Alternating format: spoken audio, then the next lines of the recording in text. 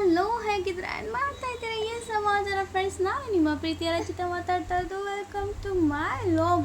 ಇವತ್ತಿನ ದಿನ ನಾನು ಏನು ತಂದಿದ್ದೀನಿ ಅಂತ ಯೋಚನೆ ಮಾಡ್ತಾ ಇದ್ದೀರಾ? ಇವತ್ತು ಮಗು ಬಗ್ಗೆ ಹೇಳಬೇಕು ಅಂತ ಅಂದ್ಕೊಂಡಿದ್ದೀನಿ. ಸೊ ಈ ಮಗು ಬಗ್ಗೆ ಏನು ಹೇಳ್ತೀನಿ ಅಂತ ಕಾಯ್ತಾ ಇದ್ದೀರಾ? ಕೇಳಿ, ಇಷ್ಟ ಆದರೆ ಲೈಕ್ ಮತ್ತು ಕಮೆಂಟ್ ಶೇರ್ ಮಾಡಿ. ಓಕೆ, ಮಗು ತೊದಲು ಅಮ್ಮ ಎಂದರೆ ತಾಯಿಗೆ ಆಗುವ ಖುಷಿಯನ್ನು ವ್ಯಕ್ತಪಡಿಸಲು ಸಾಧ್ಯವಿಲ್ಲ. ಏಕೆ ಎಂದರೆ ಆ ತಾಯಿಗೆ ತನ್ನ ಮಗುವೇ ಪ್ರಪಂಚ. ತನ್ನ ಮಕ್ಕಳನ್ನು ಬಿಟ್ಟರೆ ಅವಳಿಗೆ ಬೇರೇನೂ ಗೊತ್ತಿಲ್ಲ. ಮಕ್ಕಳಿಗೆ ತಾಯಿನೇ ಪ್ರಪಂಚ. ತನ್ನ ತಾಯಿಯನ್ನು ಬಿಟ್ಟರೆ ಮಕ್ಕಳಿಗೆ ಬೇರೇನೂ ಗೊತ್ತಿಲ್ಲ.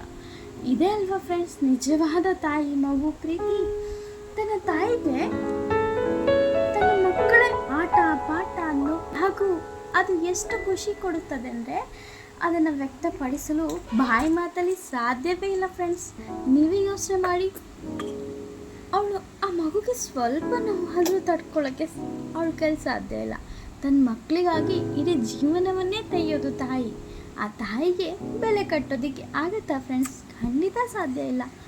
ಅದಕ್ಕಾಗಿ ತಾಯಿ ಮಗು ಪ್ರೀತಿ ಯಾವ ರೀತಿ ಸಂಬಂಧ ಅಂತ ಹೇಳಬೇಕು ಅಂತ ಹೇಳೋಕ್ಕಾಗಲ್ಲ ಅಷ್ಟು ಸುಲಭವಾಗಿ. ಆ ರೀತಿ ಸಂಬಂಧ ಒಂದು ತೂಕವಾದ ಸಂಬಂಧ. ಅದಕ್ಕೆ ಬೆಲೆ ಕಟ್ಟೋಕ್ಕೆ ಖಂಡಿತವಾಗಿ ಸಾಧ್ಯ ಇಲ್ಲ.